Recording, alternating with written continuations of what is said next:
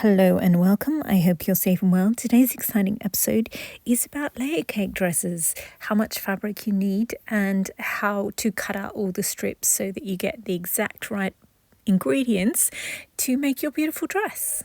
It's perfect. Perfect, perfect, perfect.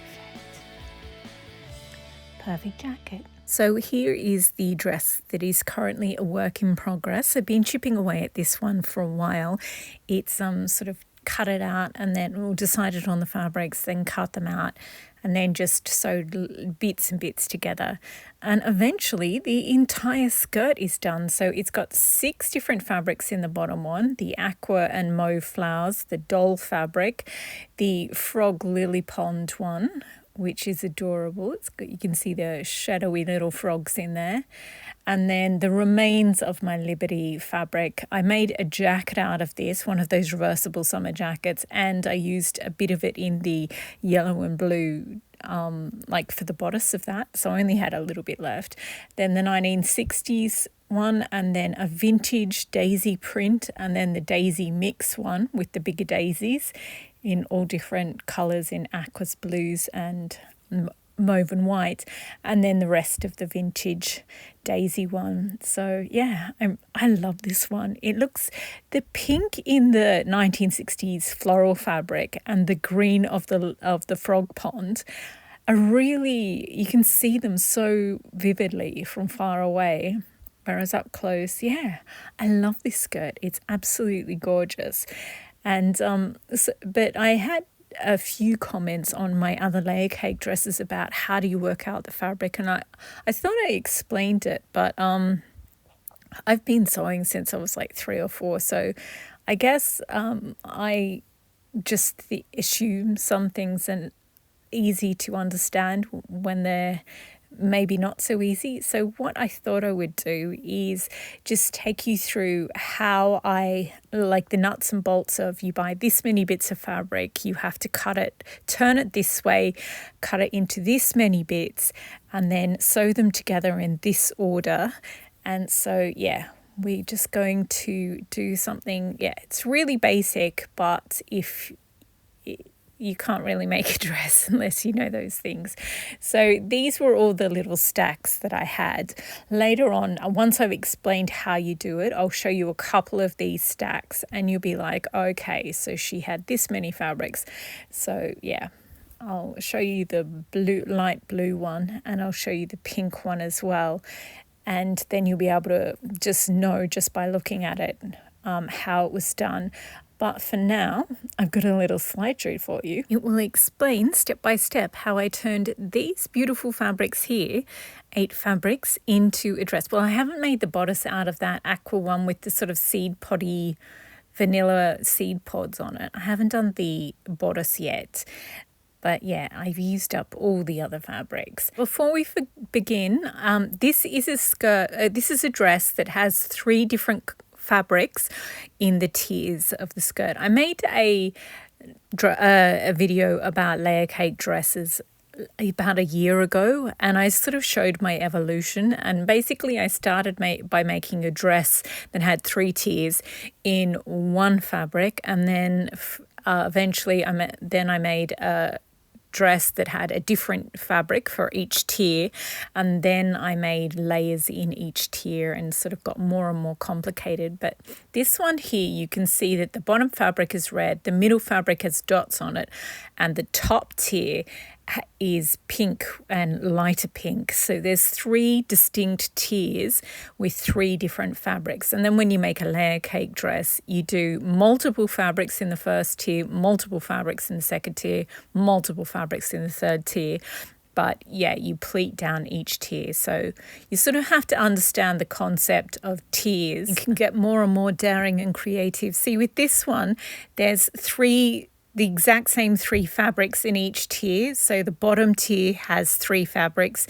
The second tier has the same 3 fabrics in the same order. The second from the top tier has 3 fabrics, and then I just did a half tier at the top.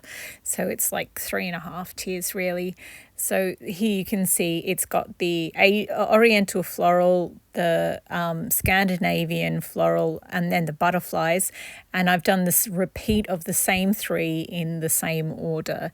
So it was like there's one bit that's 1.5 yards, and then it goes 3 yards, 6 yards, 12 yards. And then I used the leftover bits I sewed them together and made the bodice out of that. So it's just the same 3 fabrics up the whole thing. And then this is one, if you watch that, say, layer cake video, this is one of the most complicated dresses in that. And there's just like about a dozen different fabrics in this one. I bought a yard of this, yard of that, and then one of the fabrics I only had a yard of it, but I needed 2 to do the front and the back, so I ended up using 2 different fabrics, a mauve one on the back, and this is me just showing you all the front, and this aqua with florals on the front. And you can see where the pleating is. That means it's the top of that tier. And then so we started the second tier. And again, you can see the pleating, so that's the top of that tier. And then the third tier is, well, the top tier is straight up to the bodice. And then again, I used leftover strips to sew them together to make the bodice. So how do we work out how many bits of fabric we can use and how many bits of fabric we need? Well, these are the tiers. I've got 2 yards, 4 yards, and 8 yards in mine. This is a vintage pattern, and if you cut out each piece according to the pattern, the first one will have about 1.5 yards of fabric. Second tier will have slightly less than twice as much, and the third tier will have slightly less than twice as much as the second tier. But if you want your skirt to look really beautiful and full, I would double it. It just looks better. So for those measurements, keeping those measurements in mind, this is what we need. So we've got to cut fabric for the first tier, the second tier, and the third tier. So we'll start with the third tier because it's the most complicated. So I had 6 fabrics in that one. At the very bottom of the dress, we've got the aqua mauve, then we've got the dolls, and then we've got the fish pond one. And then we've got Liberty of London, then we've got the 1960s print, and then we've got the vintage one at the top. So with all of the fabrics, you have to cut all of them into 8 pieces because it's going to be 8 yards long, and you need 8 bits so that you can. And I've just shrunk them down so I can show you what I'm doing. So, but imagine they're 8 long bits, and then you sew each of the 8 bits together until they're one long bit, and that's how you get so that's the frog one done. And then you do the same thing with every single one of those fabrics. You divide it into 8 equal parts, and when they're long, 8 long strips, you sew all the long strips together. And that was how we got to this part of the poppy video. So for the tier 1, that was 2 yards long. So my 1 yard bits, I had to cut them into 2 strips, or the fat quarters are obviously a half yard each. So you have to cut them into 4 strips. And that's how you make your 2 yards part. And then the second tier is 4 yards. So you need to divide your fabric into 4 strips and sew them together into a long 4 yard long bits. And then these front ones here are the 8 yard bits, and I cut them into 8 strips that are 1 yard long each. And then you sew all of them together. I find it easier to sew poppy black, poppy white, poppy red together 8 times, then clean up the edges, straighten all the edges, and sew the 8 big panels together, and then you have an 8 yard loop. And tier 2 becomes a 4 yard loop of fabric, and tier 1 becomes a 2 yard loop of fabric. So then you have to pleat tier 1 to tier 2 and tier 2 to tier 3, and that is how you get this beautiful skirt, which is in need of a bodice. And I've just covered up the mannequin with a matching summit jacket, a reversible jacket. And 2 of the fabrics, the Liberty fabric and the vintage daisy one, are either side of this jacket. And yeah, so I'm not sure. This is the fabric I was going to use for the bodice and for a tier in the skirt, but I forgot to do it in this skirt because this is the problem with doing the skirt in bits. You forget where you're up to. And I just sewed the whole, like I pleated down and attached each of the tiers to it and made the full skirt. And then I was like, oh, I forgot to even cut out that other fabric. So I might just use all the leftover bits of the fabric because the doll fabric in the skirt that I've showed you was much shorter than the other ones. So all the other ones I had offcuts. So I might sew them together and make a patchwork bodice, or I've got half a yard of this and I might use that, and that way I can save the whole yard of the aqua one with the seed pods on it to make a jacket. So I'm not sure, or I might do a combination of both. I'm not sure. But either, like, because I really like the pink and the green in the dress that I just made. So yeah, but now I'm looking at these together. They look quite good together, so I could make yet another dress out of them. I'm totally getting distracted. Anyway, that is how you work out which fabrics to use. And I find it, the doll fabric was directional, meaning I couldn't just turn it any way I wanted. And I found that really difficult to work around. So I'd go for just random prints. See, the florals, if you turn them upside down or you turn them 90 degrees, you can do anything. And if you're just buying a yard of fabric, then it's more convenient to do that, because that way all of them can be a yard long, and whether you buy quilting cotton, which is 45 inches wide, or fashion fabric, which is 60 inches wide, you can just use them all together. So the vintage daisy one, see how that's wider?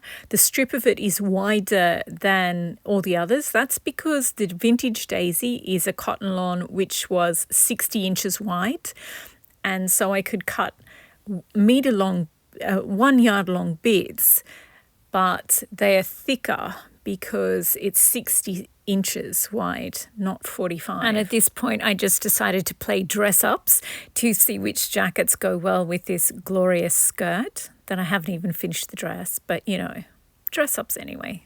Ooh, once I finish this dress, finally, I will get out the vintage knit jacket, because I think that would look gorgeous too, because it's got the green and the pink in those bands in the skirt. But this is the Field of Wildflowers one.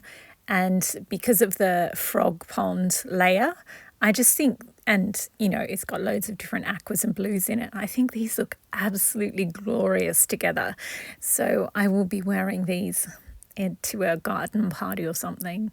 They're absolutely gorgeous. And I have a fluoro green, and I'm just about to put some jackets on this one. I have a fluoro green Valentino handbag that would look absolutely gorgeous with the dress that I haven't finished yet. So yeah, I put the vintage jacket on this one just to see what it's like, because it does have the pale bands in there are pale blue, not it doesn't really translate on camera.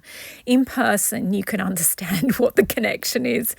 But the mauve band, which isn't really that obvious in real life, but on camera, I don't know, it just becomes much more purple. In real life, it's much more of a mauve. I don't think I would have bought it if it had been as purple as it is on camera. Anyway, I tried the other vintage reversible jacket on it, and I love that. I think that's a gorgeous combination. So yeah, I have to go make the bodice. I think I will do a patchwork one, because I've got have some other aqua fabrics too that I can make a really cute patchwork bodice out of. Before I go, I'll show you a couple of other stacks of fabric, and yeah, hopefully you'll be able to see, now that I've explained how you cut things out, now you'll be able to see how I used each of the fabrics and cut a yard of this into 8, so it's going in the 3rd tier, a yard of this into quarters, so it's going into the 2nd tier that's 4 yards long, etc. So I've got the pink and berry pile as well as a pale blue one. So here we go. We'll do the berry and pink one first. So I've got a fat quarter and cut that into quarters. It will be 2 2 yards long. And then tier 2 is the rose fabric and another fat quarter. And then the third tier is really big because I just think it looks gorgeous when the bulk of the skirt is this really full skirt. And I've also got this pink fabric. I was going to make it a maxi dress, but it's going to be more of a kick boot ankle length. So yeah, I'm going to use the extra fabric sparingly, and that way I'll have enough to make a separate jacket. But I do like the way the sort of green in the pink on the left matches the other ones. So yeah, this one is going to have 3 tiers, and this is the biggest tier. I've got more of that doll fabric in pink, then sushi, then a rose fabric, and then the ladybugs, and then a different rose fabric. So it sort of goes light, dark, light, dark, light, dark. And then the next tier up is going to have half the rose fabric. The other half is going to be the bodice. And then, yeah, I'm going to put a bit of that other spare fabric, pink fabric in there as well. And then with the pale blue one, this is, again, a lot of the fabrics are, I'm mixing some fat quarters as well as some fashion fabrics. So they're very wide, these fabrics. So the fat quarters, I've cut that into 4, and that's just going to be the 2-yard tier. The 4-yard tier has a couple of different fabrics in it, and this is the 8-yard tier, and it's just got a couple of different cotton lawns plus quilting cotton at the bottom, which is the heaviest of the fabrics. And I'm not sure about using this Paris fabric. I do like it, but it's very different than all the other fabrics in the end. The other fabrics are sort of pale blue and cream, whereas the Paris print is pale blue and white. So I don't know, I kind of like the jarring, but I don't know. Maybe I'll use this, make the bodice out of this one instead, and then use the leftovers of this half yard of fabric to make the frog pond, use in the patchwork of the frog pond dress. Because I kind of want to make when I bought this, I was like, actually, I could make a Chanel style jacket out of it and then put sequins all over it, because I've got these yellow floral sequins. I'm going to use them in a couple of other jackets, but I think I'm going to have quite a lot left over. So maybe I'll use them on this, and that way it won't be blue and white, because I don't want a blue and white jacket. That would be a bit... No, I wouldn't wear it. But if I put yellow sequins on there, or multicolored pastel sequins, I think that would be amazing. Anyway, there is my skirt. I hope you've got a little more clarity on how to cut out all the pieces to make your own layer cake dress. And I will make an info card, an infographic, and post it on the community post section, so you can figure out how much fabric you need to make your own version of these dresses. But that's it for this episode. So thank you very much for watching. I hope you've been inspired to make your own layer cake dress, because they're awesome. They are a bit of a bother, but then once you've made it, you've got it forever. And I just, yeah, they're just so pretty. Anyway, thanks again for watching, and happy sewing.